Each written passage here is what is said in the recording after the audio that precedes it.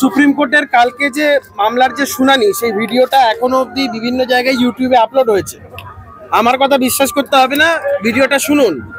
রাজ্য সরকারের যিনি আইনজীবী একজন চাকরি প্রার্থীর হয়েও কথা বলেছেন কিনা আপনারা ভিডিওতে শুনুন।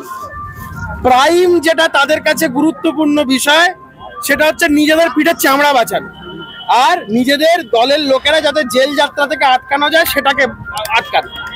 খুব দুর্ভাগ্যজনকভাবে কালকে রাজ্য সরকারের প্রথম যে বিষয়টা তারা কোর্টের কাছে উত্থাপন করলেন সেটা হচ্ছে সিবিআই তদন্তের ক্ষেত্রে যে কোয়ার্সিভ মেজার নিয়ে যে বিষয়টা, কারণ তাদের তো একটা অ্যাপ্রিহেনশন আছে গোটা মন্ত্রিসভাটা নাহলে জেলে চলে যাবে।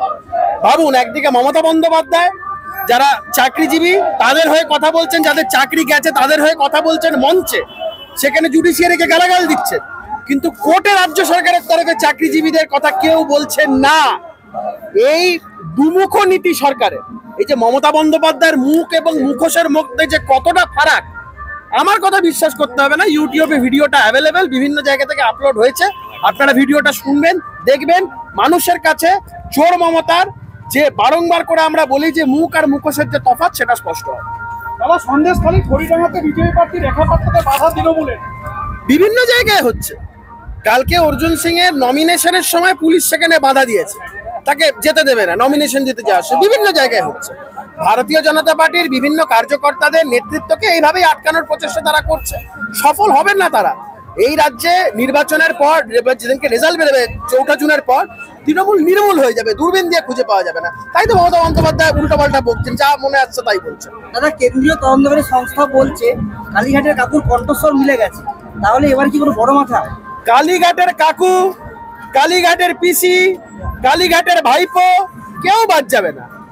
অপেক্ষা করুন, চোরেরা জেলেই থাকবে, চোরেরা রাস্তাঘাটে ঘুরবে না। দাদা, মুর্শিদাবাদে তৃতীয় দফায় ভোট পরপর 3 দিন বোমা বিস্ফোরণ, প্রচুর বোমা উদ্ধার, কি বলবেন? মমতা বন্দ্যোপাধ্যায় তো দেশভাগের চক্রান্ত করছেন, বিচ্ছিন্নতাবাদী শক্তিদেরকে নিয়ে বাংলাকে বিভাজনের চেষ্টা করছেন। এখানে মমতা বন্দ্যোপাধ্যায় যাদেরকে দুধেল গাই বলে আখ্যা দিয়েছেন, সেই সমস্ত যে মমতা বন্দ্যোপাধ্যায় মুসলিম ধর্মাবলম্বী মানুষদেরকে একটা বড় অংশকে মাথায় হাত বুলিয়ে এই সমস্ত দেশ বিরোধী চক্রান্তে তারা সামিল করতে চাইছেন এবং এই সমস্ত করে বাংলাকে ভাগ করার আবার একটা প্রচেষ্টা করছেন। কারণ ভারতবর্ষের তো প্রধানমন্ত্রী হতে পারবেন না, তাই এই সমস্ত বিচ্ছিন্নতাবাদী শক্তিদের নিয়ে তিনি চেষ্টা করছেন যদি বাংলাটাকে ভাগ করে একটা আলাদা দেশ করে সেখানে প্রধানমন্ত্রী হওয়া যায়।